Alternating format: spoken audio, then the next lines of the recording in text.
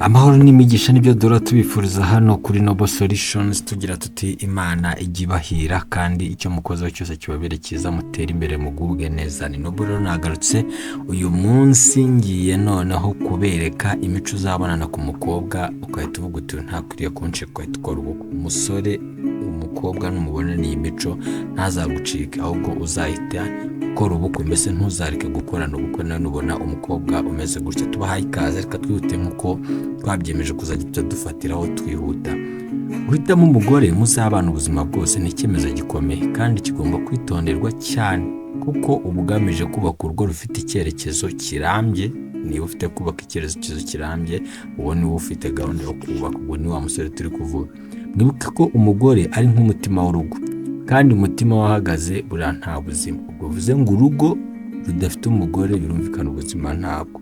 Ubu urugo rubaho kuko umugore ari muzima. Kandi buriya nubwo turi kuvuga gutyo, n'umugabo yitwa umutwe w'urugo birumvikana, kandi nabwo umubiri ntiwabaho umutwe udahari. Umutwe wagiye umubiri ntiwabaho. Umutima udahari umubiri ntiwabaho. Ubwo ibi bisobanuye ko yaba umutima yaba n'umutwe byose birakenewe ko byuzuzanye kugira ngo babashe gukora urugo. Rero niba umutwe wamaze kuboneka, umutwe ubwo ni wa mugabo, umutima noneho urava hehe? Aha niho ukwiriye gushakira noneho. Hari abantu twagiye tuganira mu minsi ishize twibaza ngo ubundi umugabo ukwiriye gushaka numeze gute. Twarebye ibintu bigiye bitandukanye mu kiganiro cy'ubushize, ariko reka tuvuge iki kintu nanone cy'ingenzi cyane ku mugabo ukwiriye gushaka. Niba ushaka umugore muzima, byakakubereye byiza ko nawe mugabo ubanza kwiga imyitwarire y'ukeneye mu rugo rwawe. Niba ukeneye umugore muzima, kuki wowe udashaka kuba muzima? Ntabwo ukwiriye kujya gushaka umugore ugira ikinyabupfura, wowe ntacyo. Ntabwo ushaka gushaka umugore w'umwizerwa, wowe muri karitsiye uri rubebe warazengereje abantu. Ni ngombwa ko ukwiriye kujya nawe imyitwarire witoza runaka niba ushaka umugore muzima. Ariko noneho uyu munsi ntabwo aricyo twaje tugamije, ahubwo tugiye kurebera hamwe imyitwarire ikwiriye kuranga umugore nyawe ukwiriye guhita ushaka. Aha twagiye. Ikintu cya mbere rero gikwiriye kuranga uwo mugore ukwiriye guhita ushaka ni imico myiza n'indangagaciro z'ingenzi. Umugore ufite imico myiza akenshi ni uwubaha, w'inyangamugayo, ufite urukundo, turi kugerageza kumwumvikanisha, ukunda abantu kandi ubona neza ibyiza mu bandi. Ugomba kureba niba afite indangagaciro zihuye n'izawe. Iki kintu twongera tugisubiremo, ukwiriye kureba ko indangagaciro zihuye n'izawe. Reka dutange urugero hano kugira ngo turusheho kubyumva.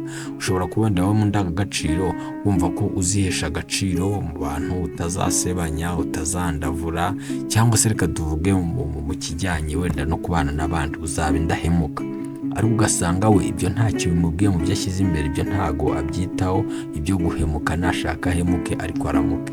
Icyo gihe urumva ko uwo muntu muratandukanye. Niba yahemutse wowe ari byo wirindaga, umva ko harimo akabazo, kuko ibyo bizatuma mubana neza, mufite amahoro n'urukundo rutajegajega, indangagaciro zirimo kwizerana ndetse n'ubunyangamugayo. Ni ngombwa ko rero turiya tuntu ukwiriye kutwitaho. Umugore akwiriye kugira umuntu, ubwo turi kuvuga wa wundi muri iki ngiki turi kuvuga, akesha agaciro, agakunda ndetse no kwita ku muryango, ndetse akanubaha, akagira n'ubupfura. Ibi ni bimwe mu mico myiza twagerageje kugaragaza n'indangagaciro z'ingenzi. Icyo ni icya mbere. Ikindi kintu cya kabiri rero, akwiriye kugira ubwenge n'ubuhanga mu gucunga urugo. Umugore w'ubwenge ni uwifitemo ubushobozi bwo gucunga urugo neza, haba mu birebana n'imari, gahunda z'imibereho y'urugo no kwita ku muryango wose. Umugore uzi gucunga neza urugo afasha uwo babana, ubwo turi kuvuga umugabo, mu guhanga iterambere ry'urugo kandi abatanga icyerekezo cyiza. Kubaka urugo bisaba umugore ufite ubushobozi bwo gufasha umugabo muri ibi byose. Turebe nk'urugero wenda rwashobora gusa n'ururi bitwumvisha gatoya.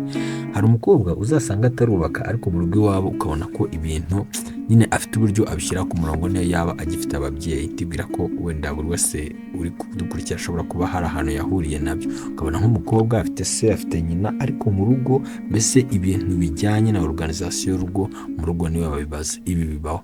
Uyu mukobwa rero numubona ntazagucike, kuko hari n'abandi baba ari babiri hanze ubona ntacyo bimubwiye. Niba witegereza neza uzareba abakobwa bakuze mu mutwe, niba turi kuba kuko imyaka ntabwo ariyo turi gutindaho, uzasanga kenshi bagira akantu ko kumenya kumanaginga amafaranga, ugasanga niba ari utuntu ari buhahe aragira ukuntu atubariramo, kandi uzasanga bajyana n'ukuntu bakatuza nyine, ugasanga utuntu yagiye adushyira ku murongo, nubwo urugo si urwe, si we washatswe muri urwo rwagwa n'umwana muri rwo, ariko uburyo yitwara urabona ko urugo rwose agerageza kurushyira ku murongo kandi akita ku muryango. Ikintu cya gatatu rero, uyu mukobwa arubaha kandi agakunda abana n'umuryango. Umugore mwiza ni uwubaha kandi agaha agaciro umuryango, agomba kuba azi neza inshingano zo kuba umubyeyi n'umufasha. Urumva ni umufasha no kuba umubyeyi, kandi akaba yiteguye gutanga urukundo, akita ku muryango no gushyiraho umusingi w'uburere bwiza ku bana. Ni ingenzi kureba niba akunda abana ndetse afite ubushake bwo kugira uruhare mu kububaka no kubarera neza. Aha ndifuza ko tuvuga mu tuntu tubiri twonyine. Umugore utagukundira umuryango cyangwa se utiyumva umuryango wawe, utakwereka cyangwa se utakubwira ko akunda umuryango wawe, uwo ntakwiye kukubera umugore. Akwiriye kugenda cyangwa se akwiriye kubigiraho impungenge, akwiriye gushaka undi mugabo cyangwa se undi musore yabonye akunda umuryango. Niba adakunda umuryango wawe, ahantu hariho ikibazo cyangwa se nushaka ushyireho towa. Akwiriye umugore ukwiriye kubana, akwiriye kuba afite uburyo yiyumvamo umuryango wawe. Ikindi rero, ukwiriye guhungira kure. Umugore niba atubaha, atagiranye n'uburyo akunda abana ku buryo yabaho uburere bwiza ubona bihura, uyu nguyu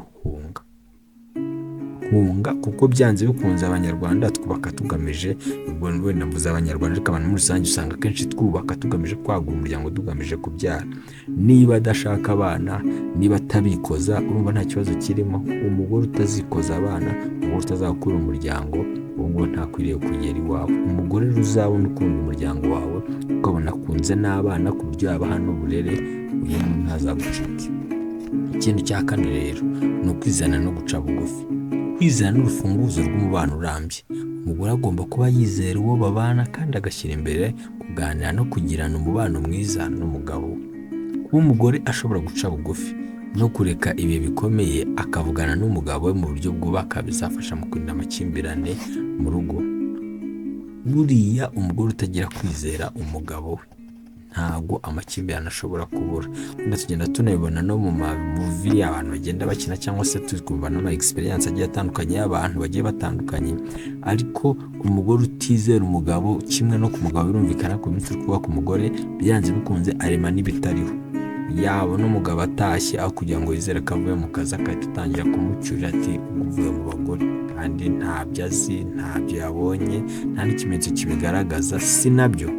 Ariko kubera ko atamwizera, aramucyuriye, bimuciye n'intege. Rimwe na rimwe ukaba wasanga hari n'abagabo batinya kugira imirimo, cyangwa se bareka kugira imirimo imwe n'imwe iteza urugo imbere, bareka gukora kubera abagabo babo uburyo ki abagore babo babahoza ku nkeke. Rero umugore utizera uwo bagiye kubana haba ari ikibazo, kandi inshuro nyinshi umuntu utizera abandi nawe ntabwo aba ari uwo kwizerwa, kuko nta kuntu yagira kwizera abandi kandi azi ko nawe ari mubi iyo ageze ku ruhande akora ibitari byiza. Ariko umuntu ukora ibintu byiza akenshi aba yumva ko n'abandi batakora amanyanga nk'ayo. Rero umugore utagira kwizera mugenzi we haba harimo ikibazo. Uwo ntakwiriye kugera mu rugo niba ushaka kubaka urugo rwiza. Gusa niba ushaka urwo gusenya byo birumvikana ukwiriye kwiyegereza uwo nguwo. Ikintu cya gatanu rero, akwiriye kuba afite intego z'ubuzima n'icyerekezo cy'ejo hazaza. Umugore ufite icyerekezo ashyira imbere, cyangwa se umugore ufite icyerekezo ashyira imbere intego z'ubuzima ndetse akanagira icyerekezo mu mibereho. Ni ingenzi guhitamo umugore ugira intego zifatika kandi wifuza guteza imbere umuryango we. Ibi bizatuma ufatanya mu rugendo rwo kugera ku ntego zanyu. Ndibwira ko ibi ngibi byumvikana. Hari umugore rimwe na rimwe ushobora kubaka wamwitegeza nawe ukabona ko ajagaraye da. Rero ntabwo uyu akwiriye kukugerera mu rugo ushaka kubaka urugo rwiza. Akwiriye kugira umugore ufite intego. Intego ntabwo bivuze ko barazigezeho. Hari igihe tubwine burya bamwe bagatekereza amafaranga ni meza nyine, ariko abantu bagira intego zo kuyageraho. Ushobora kuba utarakora ngo bite bicamo, ariko byibura ukwiriye kuba ufite intego zo gukora no kugera ku byo ushaka runaka ku muryango wawe. Ikindi cya gatandatu ni ubushobozi bwo guhangana n'ibibazo no kwihangana. Mu buzima bw'urugo habaho ibihe byiza ndetse n'ibihe bibi. Guhitamo umugore ushoboye guhangana n'ibibazo mu bushishozi no kwihangana ni ingenzi. Ni byiza guhitamo umugore ushobora gufata imyanzuro iboneye, adahubuka kandi ukemura ibibazo bigaragara. Ahangaha niba umuntu atabasha kwihangana ni ikibazo gikomeye, kuko mu rugo hagenda habamo utuntu tugiye dutandukanye. Hari igihe mushaka, hari ibintu mufite runaka, cyangwa se n'ibindi mwizeye muzahita mubona ibyo bintu ntibibashe gucamo. Iyo atihangana rero arugusigamo akigendera da, ko ntago aba azi icyo ari gushaka, ibyo kwihangana ntago biba murimo. Ikindi tugomba kwibuka ni uko mu nshingano azagira hazazamo no kubyara, kandi kubyara ntago biba byoroshye. Wamara no kubyara ukongera no kurera, izo ni inshingano zikomeye, yaba ku mugabo no ku mugore. Mwese mugomba kuba mwabitekerejeho neza ko kurera ni akazi muzafatanya, kubyara ni inshingano umugore azakora kandi zitazamworohera. Rero atagira kwihangana no kwiremamo ubushobozi bwo guhangana n'ibibazo, ntabwo bishobora gukunda. Ntabwo ari umugore ugukwiriye. Ikindi, mukwiriye kuba mufite imyumvire ihuje mu by'ingenzi. Ni ngombwa guhitamo umugore ku kintu cya 7 muhujwe mu bitekerezo n'imyumvire ku bijyanye n'imyemerere. Intego z'ubuzima nazo zigomba kuba zirimo. Uburyo bwo kubaka umuryango n'uburere bw'abana, ibi bizabafasha guhuza mu rugendo rw'ubuzima bwa buri munsi no kwirinda amakimbirane ashingiye ku kudahuza. Buriya iyo tuvuze imyemerere ntabwo tuba tuvuze amadini gusa, kuko birenze amadini. Mushobora kuba mu madini atandukanye ariko imyemerere ikaba ari imwe. Niba mudahuje imyemerere, deja ni ikibazo cyamaze kuvuka. Wenda tuvuge nk'urugero, uri umugabo wemera Imana, ariko ubonye umukobwa ukubwira ko n'Imana itabaho, kandi wowe ahubwo uhora uyihamya. Aha ntabwo muzahuza. Ukwiye kwigengesera n'imyemerere yawe idahuye n'iye, ntibizavamo. Niba utemera Imana, nawe ugenda ushaka imigenzo wawe utayemera, ariko niba uyemera, hano ku myemere nawe uragenda ugerageza kubyaneza, ariko ni bene ibyo ngibyo.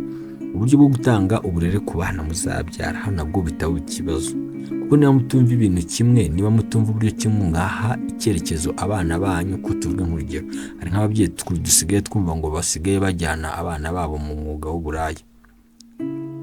Wowe wumva umwana wawe wamujyana akajya kuba gukora ngo sinzi inyito n'ibisho asigaye bagenda bazaza kubyoroshya, ariko wafata umwana wawe akajya kwicuruza ukabishyigikira? Hano wowe kwisuzuma, kuko uburere muha abana banyu ugomba gushingira ku myumvire n'imyemerere mufite. Iyo mutayihuza rero, umwe akavuga ati nzamujyana kwicuruza, undi ati nzamujyana mu rusengero, urumva deje ikibazo kiravuka, ntabwo mwabasha kuzuzanya. Ariko niba mwese mufite imyizerere n'imyemerere imwe, uvuga muti twese tuzajya mu rusengero, mukaba ari umujyana, igira umusaruro. Kuko kubaka urugo rurambye bisaba guhuza amarangamutima n'ibitekerezo by'urukundo. Ikintu cya 8 rero no kugira isuku no kuyitaho. Isuku ni ingenzi mu muryango. Umugore ufite isuku ku mubiri we, mu rugo ndetse no ku bana ni ingenzi. Ibi bizafasha kugira umuryango ukeye kandi ufite ubuzima buzira umuze. Isuku bibwira kujya cyumvikana no kuyitaho. Ikintu cya 9 rero, ari nacyo nahisemo ko tuba dusorejeho, ikintu cyo kuvuga ngo umugore agomba kuba yubaha umugabo we, amushyigikira mu byemezo afata, kandi akamwereka ko yishimiye kumuba hafi. Kubaha umugabo birimo kumugirira icyizere no kumufasha mu kubaka urugo rutekanye. Ni ingenzi guhitaho umugore kubona agaciro ko gushyigikirana n'umugabo we mu rugendo rw'ubuzima, cyane ko buriya avuga ko inyuma y'umugabo uri successful cyangwa se ubasha kugera ku ntego ze, haba hari umugore umuri inyuma umutera imbaraga. Rero umugabo cyangwa se wowe mugabo ushaka kubaka urugo rwiza kandi rukomeye, ntabwo byagukundira udafite umugore umutera nk'ingabo. Umugore wawe agomba kuba ari ugutera ingabo mu bitugu, agomba kuba ari ugushyigikira. Ngo gushyigikirwa n'umugore wawe rero nibyo bishobora gutuma ugera ku ntego zawe. Nibyo nahisemo ko tuganira uyu munsi. Noble Solutions turacyari kumwe, kandi ibiganiro naho utaha. Imana ibaha umugisha. Bye bye.